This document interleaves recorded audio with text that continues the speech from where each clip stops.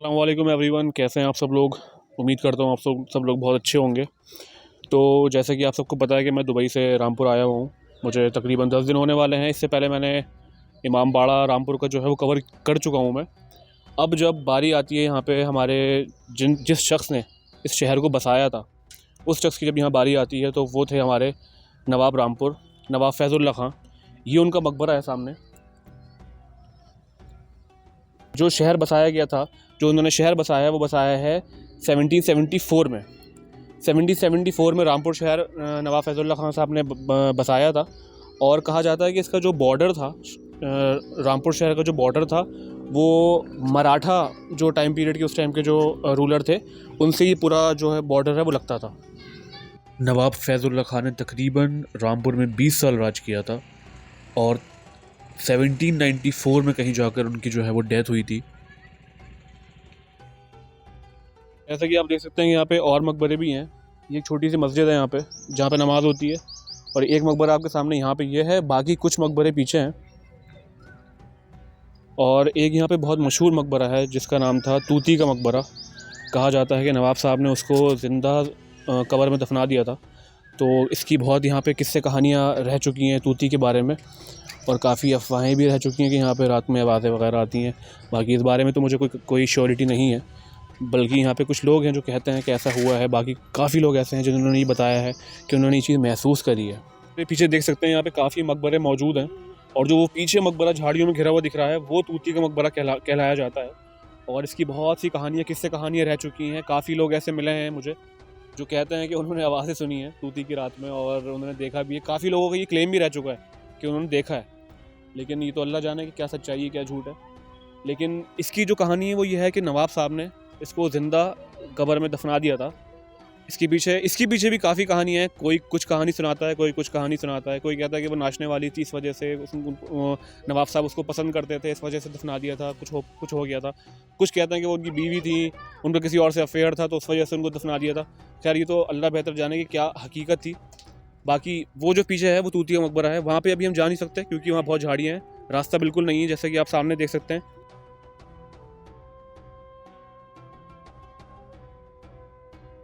मुझे वहाँ एक साहब मिले थे जो कि कैमरे के सामने नहीं आना चाहते थे, लेकिन उन्होंने मुझे वहाँ काफ़ी इंटरेस्टिंग बातें बताई तूती से रिलेटेड। उन्होंने मुझे बताया कि तूती जो है वो यहाँ निकल के बाहर आती है, काफ़ी बार आती है। और उन्होंने ये क्लेम भी करा कि कई बार उन्होंने फ़ील करा है, उन्होंने देखा है, उन्होंने महसूस करा है। और उनका बहुत अजीब तरह से जो है ख़यालात थे कुछ चीज़ों को लेकर, जो कि पर्सनली मुझे कुछ उस चीज़ पे बिलीव नहीं हुआ।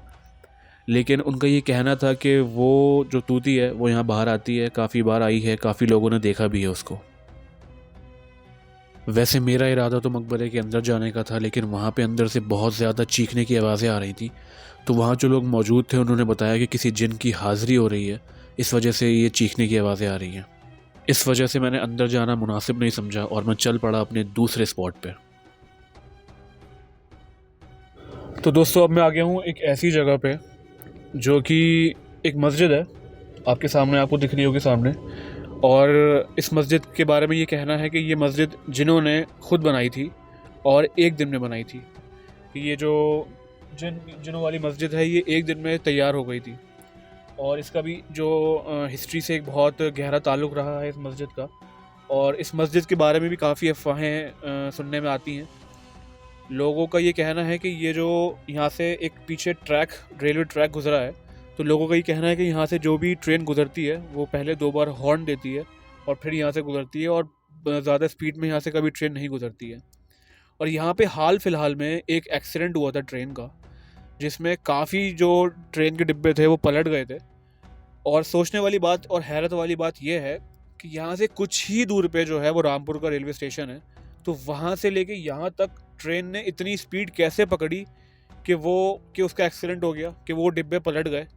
क्योंकि मैंने कई बार ट्रेन से यहाँ पे सफ़र किया है, और वो जो डिब्बे हैं वो जो ट्रेन है वो इतनी स्पीड नहीं पकड़ पाती है यहाँ तक कि वो इतनी बेकाबू हो जाए कि वो जो डिब्बे हैं वो पलट जाएं। लेकिन कि लोगों का ही कहना है, मुझे नहीं पता इस बारे में कितनी सच्चाई है, लेकिन लोगों का ही कहना है कि उस ट्रेन ने हॉर्न नहीं दिया था, जिसकी वजह से वो जो ट्रेन के डिब्बे हैं वो पूरे पलट गए। और अगर मुझे अभी मौका लगा तो मैं आपको वो ट्रेन के डिब्बे पलटे हुए दिखाऊंगा भी, वो पलटे हुए भी हैं अभी।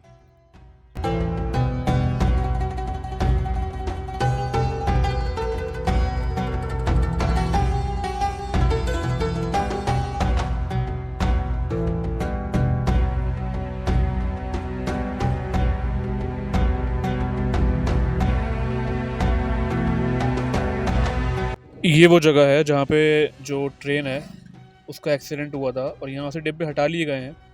काफ़ी साल यहाँ पे डिब्बे पड़े रहे थे, लेकिन अब जो है यहाँ पे सफाई करवा दी गई है और डिब्बे हटा दिए गए हैं। तो इस वीडियो के अंदर मैंने रामपुर की वो 2 जगहें कैप्चर करी हैं जो कि एक हॉन्टेड प्लेस के एतबार से बहुत मशहूर रही हैं।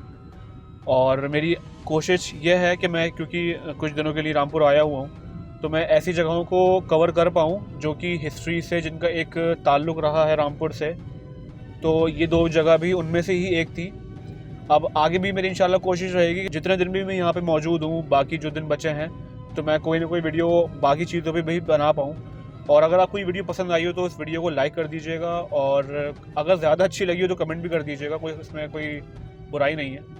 और चैनल को सब्सक्राइब भी कर लीजिए अगर आपको वीडियोस अच्छी लग रही हैं और ऐसी वीडियोस आप आगे भी देखना चाहते हैं। इंशाल्लाह मैं दुबई जाके भी काफ़ी वीडियोस मेरा जो बनाने का इरादा है, तो वहाँ पे भी काफ़ी अच्छी अच्छी वीडियोस आने वाली हैं। तो तब तक के लिए अपना ख्याल रखें। खुदा हाफिज़।